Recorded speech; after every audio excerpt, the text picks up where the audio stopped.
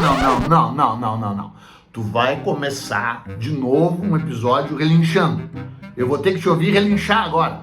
Já começou relinchando no episódio do General Cavalgadura.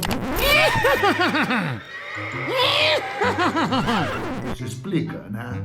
Depois relinchou de novo para provar que o Brasil é um país equino.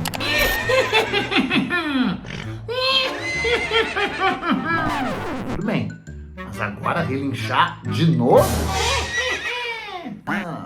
Calma, cara, calma. Tem explicação.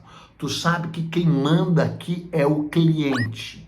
Ainda mais quando o cliente desce do cavalo, se ajoelha, se humilha e implora, beijando a minha mão, para eu fazer um determinado episódio. E tu lembra, né, cara, que no episódio sobre o Brasil Cavalar, eu disse, ainda não falei dos índios cavaleiros. Não é dos índios cavalheiros. Não. É dos índios cavaleiros. Sim, exatamente, deles.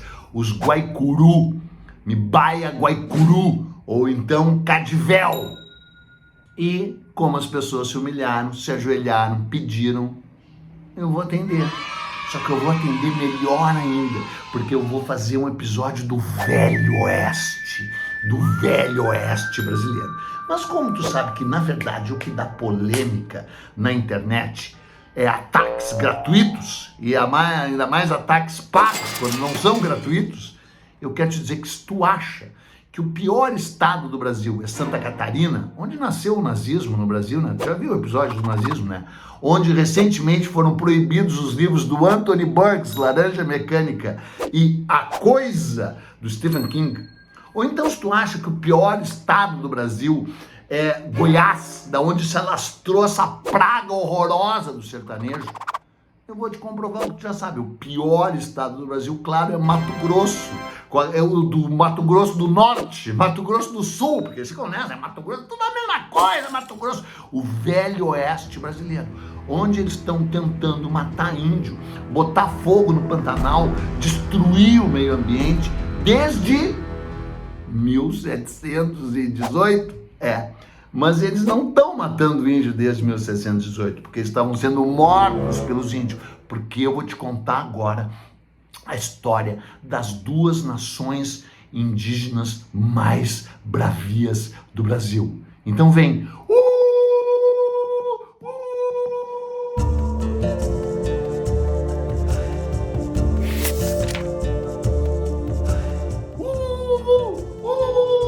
Não encontrei nenhuma outra palavra para rimar com Guaicuru.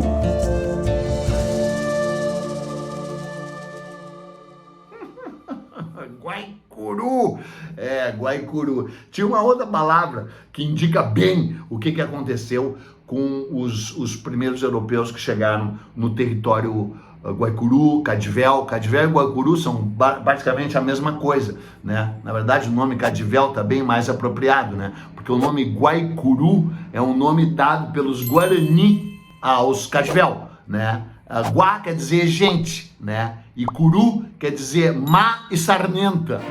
Sério. Então eles chamaram os Guaicuru de gente má coberta de sarna. Ainda tem os Paiaguá, né? Mas como tem crianças na sala, eu não vou te dizer o que Paiaguá quer dizer na língua guarani. Guarani quer dizer guerreiro, né? Mas mesmo mandando aqui um abraço pro meu amigo Xadalu, né? Guarani, eu quero te dizer que na real os Guarani tomaram uma surra o tempo inteiro dos Guaicuru e de certa forma dos Paiaguá também, porque essas eram duas nações indomáveis. Eles eram parentes. Os Paiaguá viraram, como eu já falei aqui, os piratas do rio Paraguai. E os Guaicuru viraram os índios cavaleiros, os indígenas cavaleiros, porque eles aprenderam os cavalos dos homens brancos, né, dos europeus, e passaram a domar. Eles eram os Comanche. eles eram os Comanche da América do Sul, eles eram os Hunos do Novo Mundo. Sim, aquelas gravuras, já falei, vou repetir, que eles usaram, que a gente usou várias vezes como se fosse dos Charrua, os índios aqui do sul do Brasil, que também eram indômitos, que também eram irredutíveis, não podiam ser agrupados em reduções, né? Missões, reduções, quer dizer, reduzir, agrupar a vida civilizada. É isso que quer dizer a palavra redução, que quer dizer missão jesuítica também. Não quer dizer, mas é sinônimo, né? Mas os Charrua e os Guaicuru e os Paiaguá eram irredutíveis, que nem os gauleses irredutíveis. Algo me diz que há romanos por aqui.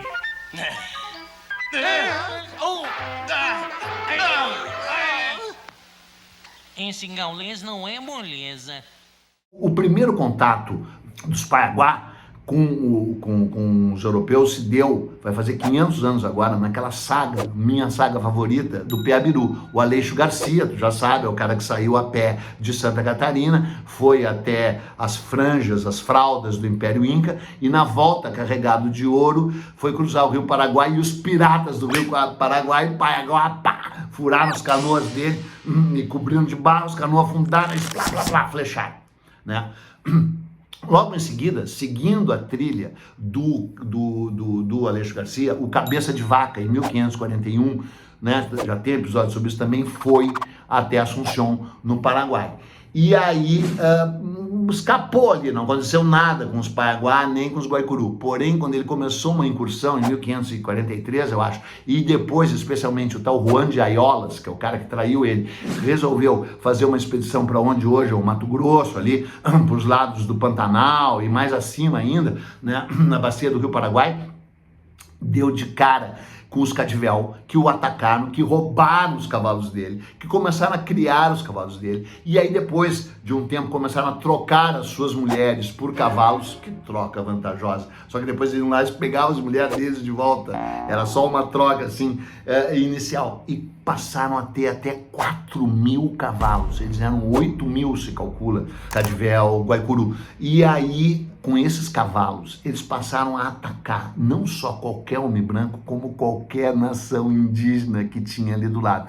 Tem um relato, inclusive, do padre Aires do Casal, feito, sei lá, em 1800, dizendo é a mais soberba das nações indígenas, fazendo guerra não só ao homem branco, como subjugando todos os demais povos indígenas que vivem ao redor dele. Sim, cara, eles capturavam, escravizavam, torturavam, matavam. Eram os índios indomáveis.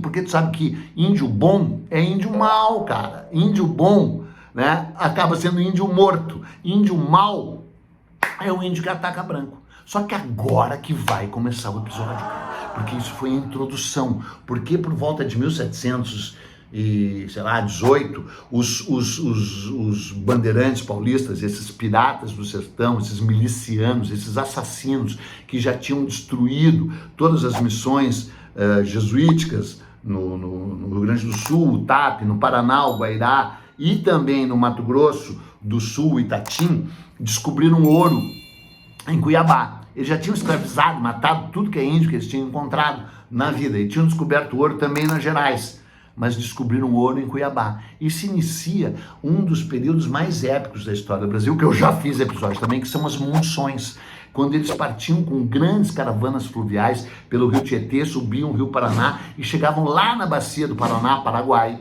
e entraram no território Paiaguá e Guaicuru. E aí, cara, em 1719, 20, os Paiaguá fizeram uma aliança com os Guaicuru e deram uma surra por terra, mar e ar. Eles tinham até aviação, nos portugueses e também nos espanhóis do Paraguai. Cara, são assim ataques inacreditáveis, cara, inacreditáveis. Essa aliança deles durou até 1768. Mas antes disso, eles fizeram muitos ataques épicos. Por exemplo, em 1734, eles atacaram e destruíram um forte paraguai, um forte espanhol no Paraguai, né? Em 1700 e... deixa eu ver aqui... Em 1700 e... Em 1739, eles fizeram um ataque épico à frota que levava o quinto do ouro de Cuiabá para o Rio de Janeiro, por rio. O tal Lanas Peixoto, que era o governador da região, estava levando todo o ouro do rei e pá! Os Paiaguá pela água e os Guaicuru pela margem, atacaram, mataram todo mundo, ficaram com o ouro, venderam o ouro para os espanhóis. Cara, é uma história inacreditável. Só que aí essa história vai começar a mudar. Eu nem falei ainda do território, né, cara? O território aí que a gente está falando são os rios Apa, os rio Miranda, isso era mais território Paiaguá. E o território Cadivel, Guaicuru, ficava ao norte a Serra da Boloquena, ao sul o rio Aquidauã, a oeste o rio Paraguai. Né? E eles vinham ali, eles eram povos chaquenhos, né? Eles eram povos pantaneiros, né? E foi por causa do cavalo que eles também conseguiam andar naquelas planícies alagadiças, né? Eles tinham um modo de vida de grande equilíbrio com a região, mas na verdade também viviam da escravização de outros povos indígenas, do ataque, da vassalagem, faziam os outros indígenas pagar tributos para eles, tal, papapá. Mas agora que vai recomeçar o episódio, porque em 1775 os portugueses fundaram o Forte Coimbra. Tá? Tu, na tua ignorância, não sabe nada, não sabe nem da formação desse Forte Coimbra, porque em 1750 tinha tido o Tratado de Madrid, no qual Portugal e Espanha tentaram realmente estabelecer os limites entre as suas possessões coloniais, entre o que pertencia a Portugal e o que pertenceria à Espanha, né? Mas demoraram anos para botar isso em prática, e aí em 1775 começaram a construção de vários fortes, inclusive lá em Rondônia, o Forte Real Príncipe, fortes incríveis que os portugueses, assim, com uma logística extraordinária, fizeram. E fizeram o Forte Coimbra, onde hoje é Corumbá, muito próximo de Corumbá. E os indígenas não gostaram daquele forte ali, né, cara? E aí, no dia 6 de janeiro de 1778, eles levaram um monte de mulheres guaicurus para frente do forte e perguntaram para os portugueses: querem mulher? Querem mulher? E os portugueses disseram: oba, mulher, queremos. E saíram, 54 soldados saíram para pegar as mulheres. Os maridos delas, ou sei lá quem, estavam ali tudo escondido e pá! Mataram 54 soldados portugueses em janeiro de 1778. Tá? Só que daí, cara, o governo lá do França, no Paraguai, começou a matar muito Guaicuru. Mataram uma vez 96, né, desses Guaicurus. E aí, cara, vai acontecer uma história muito inacreditável, porque em 1789, um cara que tu, na tua ignorância, nunca ouviu falar, nem eu tinha, não, eu sabia, mas não me lembrava o nome do cara, o Major José Francisco Ferreira, que era comandante do Forte Coimbra, que tinha sido atacado um monte de vezes. Tu precisa ver os ataques indígenas a Cuiabá, a Corumbá, e aí esses fortes, cara, davam épico.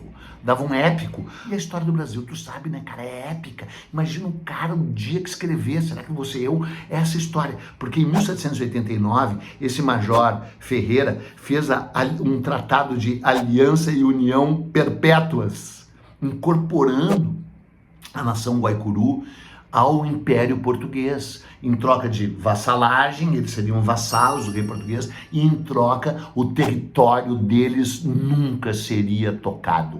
O território deles seria eternamente o território da nação Guaicuru. Eles já tinham rompido a trégua entre Paiaguás e Guaicurus, a trégua não, a aliança, tinha durado até 1768, quando os Paiaguá fizeram aliança com os Paraguai, e aí romperam a aliança com os Cadivel, né, Guaicuru. E aí os Guaicuru continuaram indomáveis até essa tratado de aliança e união perpétua em 1789, que serviu muito aos portugueses, porque em 1801 teve uma guerra terrível lá, que tu também não sabe nada, e os Guaicuru tomaram 2 fortes espanhóis heroicamente, o Forte de São José e o Forte Olimpo, mas assim, heróicos. E aí, vários estudiosos e vários militares da época disseram: não existe nação mais bravia, não existem guerreiros iguais a esses, e como são aliados de Vossa Majestade, é assim que nós devemos, né? E aí, nós já estamos vamos chegando no Brasil pós-independência, e em 1839, o Dom Pedro II, que vai de novo fazer o papel de vilão aqui, se apaixona e manda estudar os Guaicurú, e o Instituto Histórico e Geográfico passa a publicar vários textos sobre os Guaicurú, todos dizendo, né, primeiro falando de suas tatuagens e suas pinturas faciais, tal, papapá. Bom, cara, e aí vai estourar a Guerra do Paraguai. Antes eu pulei aqui, porque em 1796, o governo do França, do Paraguai, um ditador paraguaio, degolou 11 caciques, 11 líderes tribais guaicurus, e executou 200 e prendeu e escravizou 100, declarando guerra eterna aos Guaicurú e se dando mal total, cara, porque daí estourou a Guerra do Paraguai. E como é que começa a Guerra do Paraguai, seu Ananás? Começa com a conquista do Forte de Coimbra, em dezembro de 1864. E os portugueses abandonaram o forte, feito uns cagalhão. Português não, os lusos brasileiros, né? Brasileiro. E aí o forte fica 4 anos sob o domínio paraguaio, até que é retomado por quem? Por quem? Pelos Guaicurú, cara. E ainda tem uma história que os caras escaparam do massacre porque um indígena que foi considerado na época um herói brasileiro, teve 1000 documentos sobre ele tem um nome estranho aqui, Nixinica, Nixinica, Nixinica, remou 500 quilômetros, rio acima, pelo Rio Paraguai, porque ele ficou sabendo que ia ter esse ataque paraguaio, e avisou o Forte de Coimbra, senão o Forte de Coimbra toda a guarnição teria sido morta, né? Isso antes dos Guaicurú retomarem.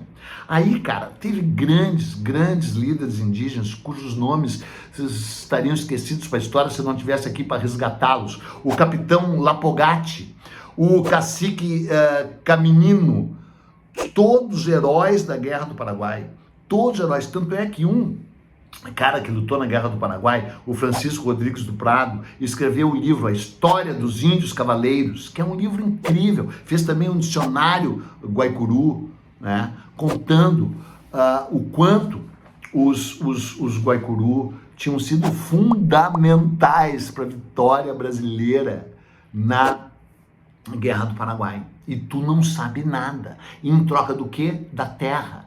E aí o Dom Pedro II prometeu, dizem, porque até hoje os cadivéus são mordidíssimos com o Dom Pedro II, né? Bom, eu ia dizer uma coisa aí, não pode, discurso de ódio não pode. Dizem que o Dom Pedro teria prometido que eles iam ter para sempre aquela terra. Mas nem foi o Dom Pedro, parece, sabe? Foi um governador lá também chamado Pedro, tarará. Mas o fato é que aconteceu o quê? O fato é que aconteceu que nunca reconheceram, nunca realmente marcaram, ao contrário do prometido, as terras Cadivel, Guaicurú. Se inicia a ocupação da pecuária, esses agroboi que botam fogo no Pantanal, esses pecuaristas horrorosos, essa gente que usa agrotóxico, o Brasil e o mundo inteiro ardendo no calor e eles botando fogo propositalmente no Pantanal, eles ocupando com essas fazendas horrorosas deles, aquilo ali, e aí é o lugar onde mais matam indígena, onde é no Mato Grosso, e os que não se matam se suicidam, tipo os Guarani Kaiowá, né? Então, cara, o Velho Oeste continua hoje no Brasil e continua com toda a injustiça, com toda a crueldade.